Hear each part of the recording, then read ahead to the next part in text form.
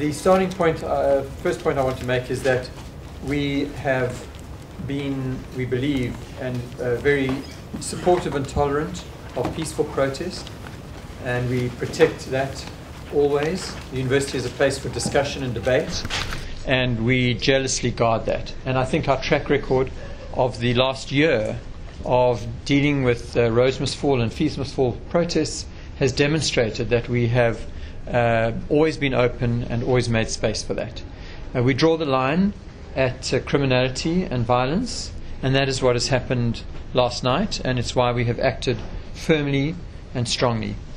The Rhodes Must Fall lobby claim that this issue is about student housing, and in particular about black students not being given housing and residence in the university, and that white students have been given preference.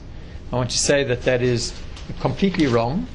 Firstly, if you just look at the figures, we have around 6,800 beds that are residential in our residences, and over 75% of them are allocated and currently occupied by black students. So the overwhelming majority is black students. Our residence admissions policy gives strong preference, very strong preference, to students on financial aid, because in general the residence accommodation is a bit cheaper than private accommodation. Also, it gives preference to students who are very young. If they're not yet 18, they get in, for example. And it gives preference to people who come from out of Cape Town, because clearly it's more difficult for them. Yes, there are a few. We keep roughly 150 places out of 6,600 for people who come from Cape Town. And that is to ensure that we have a diversity of people in the residence, both from geographically, academically, socioeconomically. But we have been working very hard for the last 2 weeks to find accommodation for the students who could not be accommodated. As you probably know, we have only got accommodation for about a quarter of our students. We have 27,000 students, 6,600 beds. So we cannot accommodate them all. We assist them by trying to help them find off-campus accommodation. And I can tell you that we have found off-campus accommodation for over 2,000 students, in addition to the 6,000, the over 6,000 that are on campus. And we have been able to find accommodation for everyone who applied for accommodation and who was offered accommodation.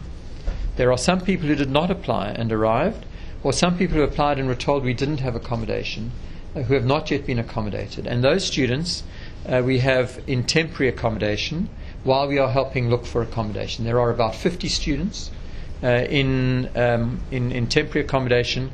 We are certainly hopeful, and we intend to find accommodation for them too. Our difficulties in finding the accommodation has largely been aggravated by the Rhodes Must Fall protests, because they invaded and shut down our residence offices for 3 days during the last week, and this created additional complications. The protest that began on Tuesday by the erection of a shack was a legitimate protest, one we thought was very clever and effective, in fact, made the point effectively. We had no problem with the fact of that protest. However, the shack was erected in the middle of a road that crosses the campus. It disrupted traffic. It meant that traffic backed up on the highways coming onto campus. It also prevented people from moving easily across the campus. And it also resulted, there was also other illegal activities, such as fires being made around the shack, and people intimidating protesters, or Rhodes Must Fall protesters intimidating other students and staff who were walking past and trying to cross the campus. There were in fact 2 assaults by Rhodes Must Fall protesters. We therefore offered and requested Rhodes Must Fall to move the shack. We did not ask them to demolish it. The letter that we sent to them is on our website. It's too long for me to read it to you now, but it made it clear that we had no problem with the protest. We wanted to move the shack roughly 20 to 30 meters away from where it was, still very prominent on the upper campus, but not disruptive. We asked the students to move it, and we said we would help them move it, and we gave them 5 o'clock yesterday afternoon as the deadline. They completely rejected that, and in fact made a statement that if we were going to move it, they were going to that there would be violence. We did not, in fact, initiate the movement or the demolition of the shack. Around 5 o'clock, they mobilized large crowds of students, or not a significant crowd of students. The students started lighting fires and barricades and lighting tires. They invaded the residences nearby. They invaded the kitchens and stole food and served food to people who were not meant to be in the residences. They intimidated people in the residences. They took out artworks and portraits from the residences and then made a bonfire of these. And then they started moving around the campus to create fires elsewhere. We decided, obviously, to bring in our private security to try to contain this, but it quickly became clear that we needed the public order policing services, the POPs, and they were brought in. And over the remaining, over the next 6 to 8 hours or so, they brought the situation under control. In the process, there were further arson attacks. One of our buses was burnt, another one was damaged, the police vehicle was torched, one of our another small vehicle of ours was burnt, and in fact there was a petrol bomb thrown into an office in this administration building, into the Vice-Chancellor's office.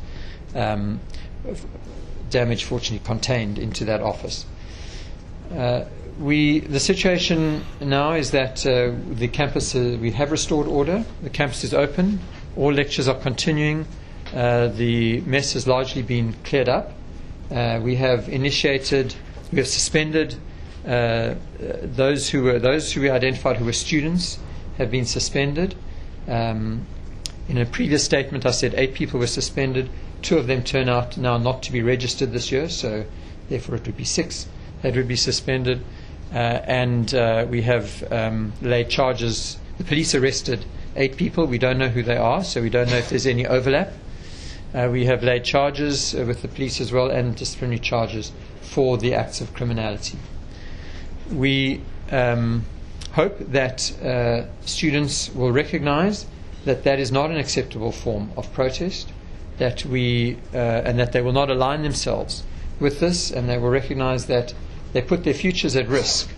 Certainly they risk expulsion if they participate in such criminal protests. So that's the main part of the statement.